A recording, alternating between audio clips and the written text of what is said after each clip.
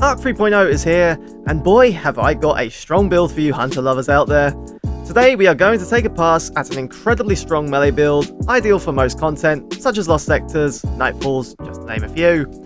It consists on close quarters combat, combining the combination blow melee with a bunch of aspects, fragments, and the Liar's Handshake exotic to make an unkillable, lightning chaining killing machine. It can deal with all three champion types, and is genuinely fun to use.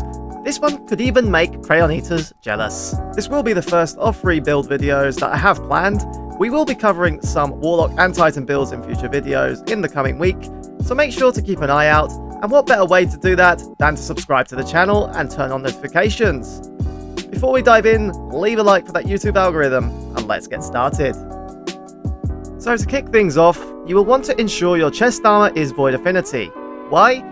The new seasonal armor resist mod is Arc and Solar, so slotting Void resist alongside the artifact mod will have you covered for all 3 elements. You will also want to heavily invest in resilience. Having max resilience will allow you to tank tons of damage.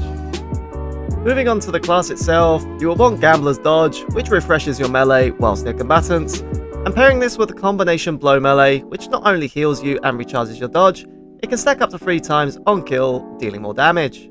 And we can take full advantage of this melee by pairing it with the Liar's Handshake exotic gauntlets. Meleeing a combatant will activate this exotic perk, allowing you to follow up with a more potent melee, which also heals you. The lethal current aspect makes this even more broken by adding a jolt effect on your melee after dodging. So to recap, you start getting melee kills and dodging near combatants to refresh your melee, whilst building up stacks of combination blow.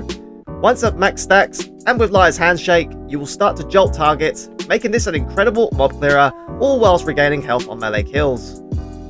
Titans, are you jealous yet? Let me know in the comment section. We can tap into this power more by adding a shotgun that can roll 1-2 punch, and I picked Prophet of Doom. Not many of you will have this most likely, but any shotgun, ideally Arc, with this perk will work. Having this proc 1-2 punch whilst at ×3 combination blow and Liar's Handshake procced can do massive damage and can nearly one-shot champions. The rest of the aspects and fragments complement the playstyle.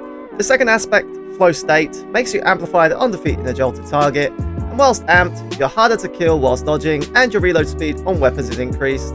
Pairing this with the amped up mod will make you amplify for 20 seconds instead of 15. The Frequency Fragment will dramatically increase reload speed of weapons on melee hits. The Beacon's Fragment will blind combatants nearby on Arc special weapon kills, hence the Arc Shotgun. This is just a convenience anyway, as you'll be doing more meleeing than actually using weapons. And Spark of Resistance will make you more resilient when surrounded. I'm just gonna go ahead and play out the next clip. This is on Legendary difficulty, just to give you an idea of what you can achieve with this build. Be right back.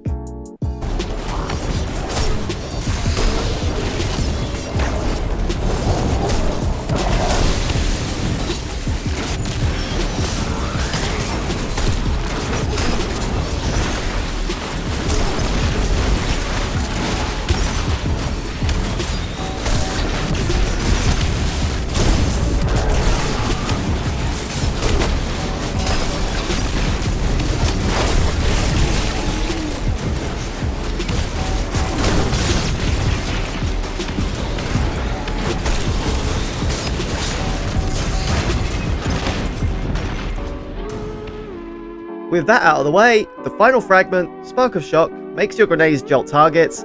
This is not really essential, but cool nonetheless. There is also an elemental well aspect to this build, using melee Wellmaker mods to generate wells on combination blow kills, and pairing this with Well of Ions, which increases your melee damage on the next melee hit, and seeking wells so that you don't really have to worry about picking these up. This will enable you to have all abilities ready at all times, whilst having that extra bit of damage on melee hits. For those of you not aware of the Sundering Glare mod, it has returned. Effectively, getting rapid precision hits debuff the target you are shooting, making them weaker to damage. Using a scout rifle from distance, I did my own testing for this, and the debuff looks like it's about 20%, meaning you'll be doing 20% more damage to targets from a distance. The only catch is that you need to be really far from the target for this to work, but will be very effective in endgame PVE. We mentioned anti-champion potential at the beginning of the video, and with the anti-barrier scout and unstoppable shotty mods, we can tackle barriers and unstoppables respectively. For the scout, a decent option in the kinetic slot is Tears of Contrition. This craftable scout can roll Vorpal weapon, and paired with Sundering Glare, this is a very good option for long distance shooting and taking down barrier shields. This role also has perpetual motion, but you should probably use Tipple Tap instead. But that covers barriers and unstoppables, but what about overloads? Thunderlord is a very good option in your heavy slot, as it now has intrinsic overload rounds. It also now has a catalyst that refills the magazine on lightning strikes, meaning if you have it fully revved up, you can do some insane damage. And with that, there you have it folks. A build that not only can deal with all champion types, it's an overall nutty build that can allow you to stay alive whilst completely surrounded by combatants, allowing you to punch everything to death whilst jolting everything around you, and just a ton of fun. Please make me happy and try this out, you will not regret it. Coming to your screens in the near future, a Titan build that will blow away the most tankiest bosses, and a Warlock build with a new exotic helm, paired with the new exotic fusion rifle for an overall nutty build. Arc 3.0 is super fun, let me know in the comments what you have been experimenting with so far. This was Plasma Alchemist, your viewership is much appreciated. Until the next video.